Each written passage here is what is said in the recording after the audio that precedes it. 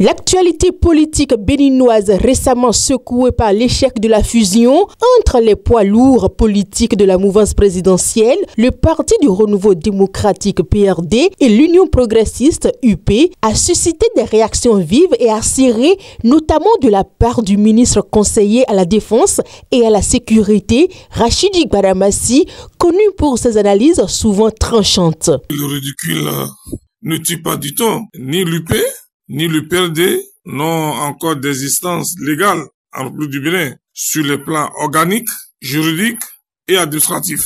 Ils sont morts et enterrés sans aucune possibilité de résurrection.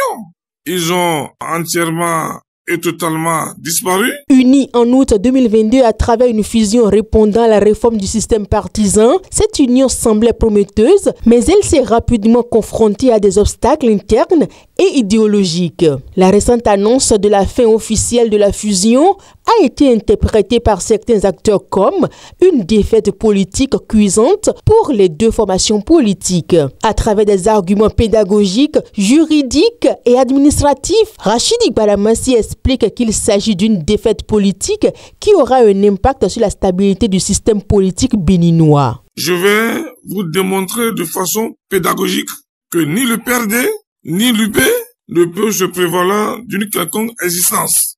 D'abord, sur le plan organique, ceux qui ont fait la chimie organique ou la biologie cellulaire vont vous le certifier, sans se tromper.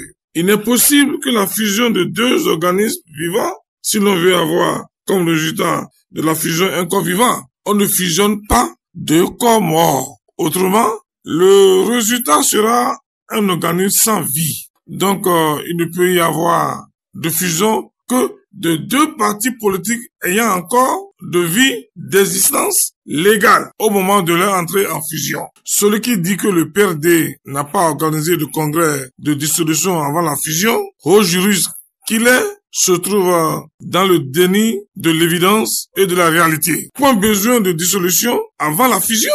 La mort des partis qui fusionnent pour donner naissance à un parti politique issu de la fusion, l'UP de Renouveau, qui subroge à ces deux désormais anciens partis dans leurs droits et obligations, leurs actifs et passifs. L'ex-député du bloc républicain poursuit. Sur le plan purement juridique, l'accord de fusion du 21 août 2022, qui porte la signature du professeur Joseph Fifame Djogbenou pour le compte du désormais SUP et de M. Adrien Mbegui, agissant au nom du désormais SPRD, a clairement stipulé que les deux partis engagés dans la fusion renoncent définitivement et irrévocablement à leur patrimoine matériel et immatériel. Le buffle de Parakou n'a pas manqué de parler des retombées administratives. Sur le plan administratif, l'arrêté de radiation du PRD et de l'UP du répertoire des partis politiques légalement constitués en République du Bénin a été signé par le ministre de l'Intérieur et de la Sécurité publique depuis novembre 2022. Si l'on a encore un peu de respect pour les actes administratifs qui ne font l'objet d'aucun contentieux devant le juge administratif, plus personne ne doit encore évoquer le PRD comme un parti politique du présent. C'est un ancien parti politique et c'est terminé. Pour le ministre conseiller, le Parti du Renouveau démocratique PRD doit envisager un autre avenir politique. M. Adrien Mbegui est plus convaincu que n'importe quel Béninois que son PRD est du passé et n'a plus aucune existence juridique. Il est juriste et doit savoir que c'est l'existence du patrimoine qui fonde l'existence juridique d'une entité. 8 mois avant la fusion, M. Adrien Mbegui, sachant très bien que bon gré, mal gré, il finira par accepter la fusion de l'ex-PRD, soit avec l'ex-UP, soit avec le bloc républicain, a fait modifier les statuts de l'ex-PRD en décembre 2021 pour y insérer de façon opportuniste une étrange et incohérente disposition qui dit que la fusion de son parti n'entraînera pas la dissolution de celui-ci. Cela ne change absolument rien aux implications juridiques de l'accord de fusion qu'il a lui-même signé. Si M. Adrien Mumbegui veut créer un parti politique, il en a le droit et la liberté.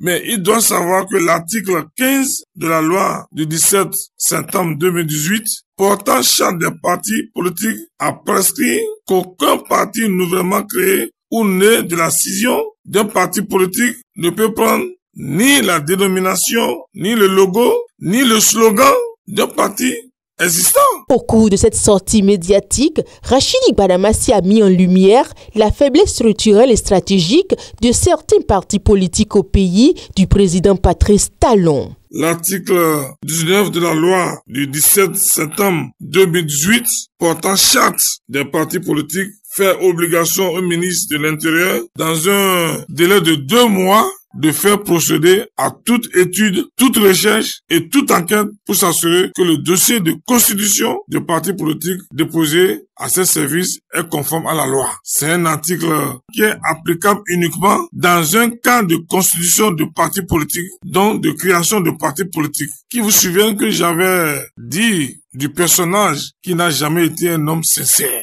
Et l'histoire me donne raison aujourd'hui. Son déficit de sincérité dans la vie publique, dans la vie politique est criard. Maître Adrien Mumbegui est un inconstant notoire, un homme sans parole. Il est le visage humain de la versatilité et l'incarnation vivante de la ruse politique. Avec lui, rien n'est sûr. La seule chose dont on a la certitude avec lui, c'est la trahison et l'infidélité politique. Malheureusement, c'est lui ça. On ne peut rien. Ce n'est pas à l'âge là qu'il va changer. Seulement, prions Dieu que la génération future ne ressemble pas. Parce que je ne sais pas quel exemple, quelle leçon il veut donner pour la génération future. Dans un contexte où l'incertitude prévaut, la seule certitude demeure, la politique béninoise reste un terrain en constante évolution où chaque défaite peut aussi ouvrir la voie à de nouvelles opportunités.